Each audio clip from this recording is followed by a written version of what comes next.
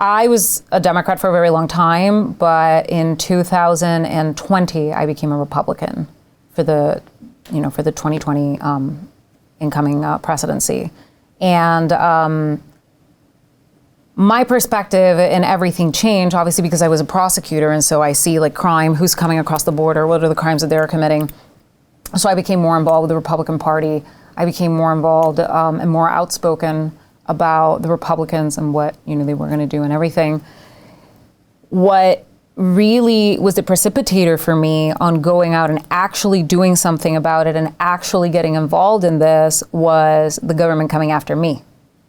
And so I'm like, okay, the government's coming after me as a prosecutor for something I didn't do, which we'll get into later.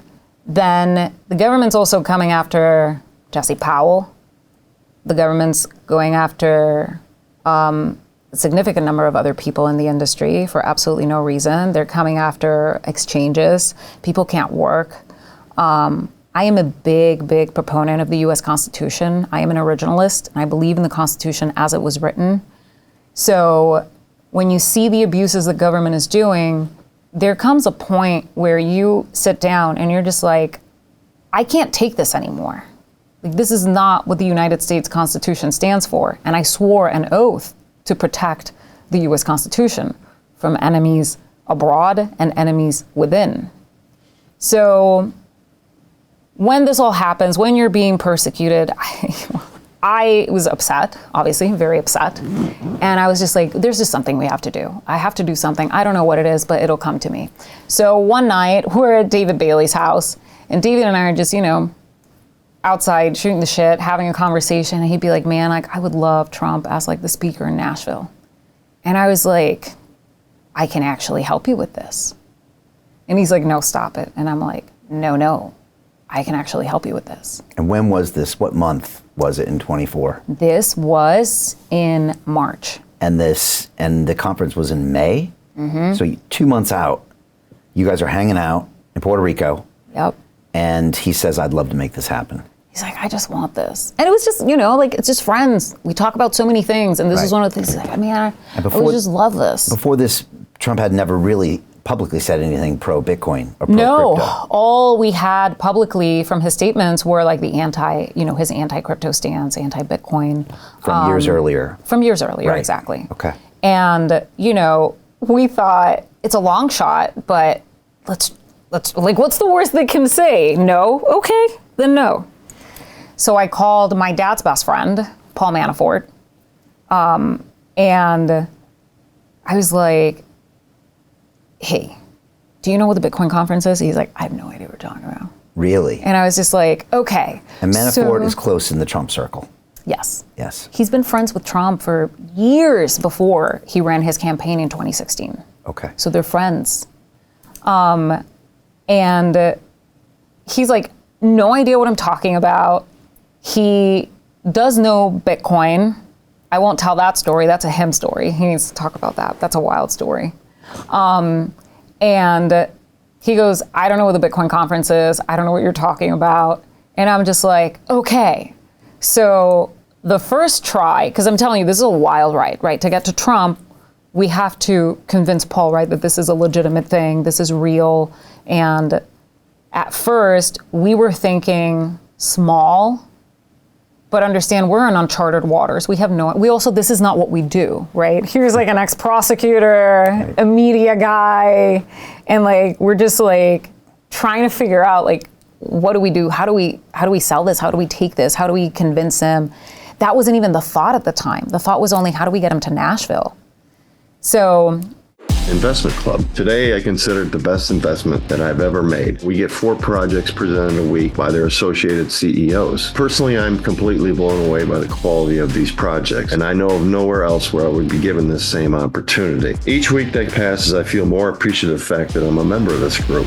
The vibe was just tremendous. Everybody's on the same wavelength. We just clicked. Everybody listened to each other, enjoyed their company. It was just magical. Take action. Don't take my word for it. Due diligence you need to do. And I really hope that someday down the road I see you in the club. It far exceeded expectations, without question.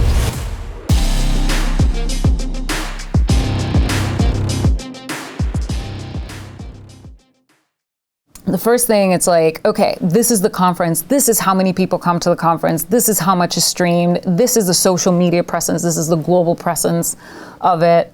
And it didn't click for anyone, not in the campaign, not for Paul at that time. It clicked on when he was on Nashville, on stage, giving the speech, the amount of people. And then when we saw what the media presence became, the social media impressions globally.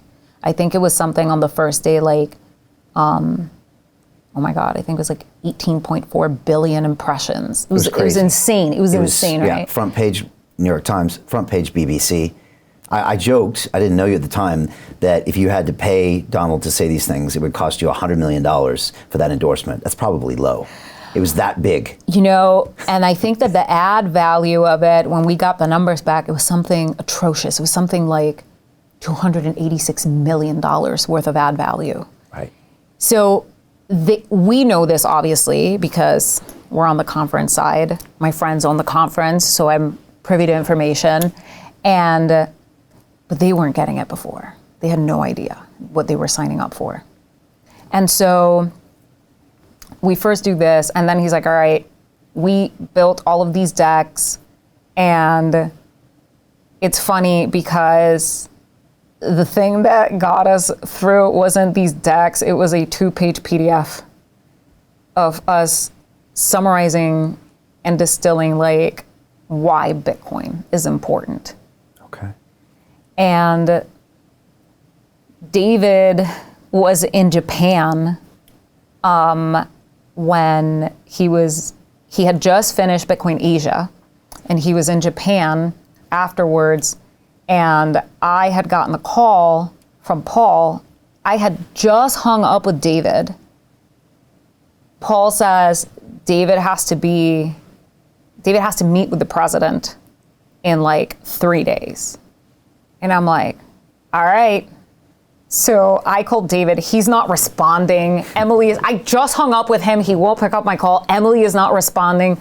No one's responding. And I'm like, I am not going to text these news. These are like major news. So they don't respond. I text them and I was like, well, I was hoping to give you this news like over the telephone, but since you guys are not responding to me, you have to be with the president on Thursday, I think it was. They don't respond to me all night. I'm like, what's happening? In the morning, I call Emily and I'm like, hey, before I called her, I get a text from her. She reads what I sent and she goes, holy shit, oh my God, David. Then they call me and they're like, oh my God. And I'm like, get your asses here. We have to ship David over to meet the president. And so it just gets funnier and funnier and funnier and lets you know, like, we were definitely amateurs at this and had like no idea, like, you know, David, typical Bitcoiner, has like one suit, right? And he has to meet the president in a suit. Yeah. And so this is the one suit he has that he wore in Asia. He's bringing back.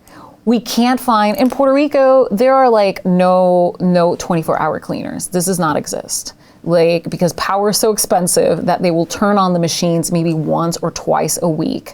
So like your dry clean isn't going to be ready for like a week, right? And so we're like, we have to clean David's suit. How are we going to get him there? So we're like airing the suit, Febrezing the suit. We're just like, all right, well, we've done the best that we could. And he has a grin from here to here. He's so excited. He's nervous. He has no idea like what he's walking into, what's going to happen. And then he met with the president and, you know, they asked us for our help. And how are we going to say no? Hey, I know investing in crypto is scary. It takes a real leap of faith because there are so many scams, rug pulls, and bad actors out there. It's a dangerous business, which is why 95% of people lose all their money. Well, that's why I created the London Real Investment Club, so you can access the hottest deals on the planet and use the crypto bull market to create the generational wealth that you deserve. Join my team of over 100 people from around the world that are making millions of dollars behind the scenes investing in blockchain, AI, Web3 games, DeFi, Bitcoin, and more. Don't miss out. Click the link below to book a call with one of my team now. But hurry, this bull market will end soon. I know investing in crypto can be scary. That's why you gotta join the investment club. Pull the trigger. Let's do this.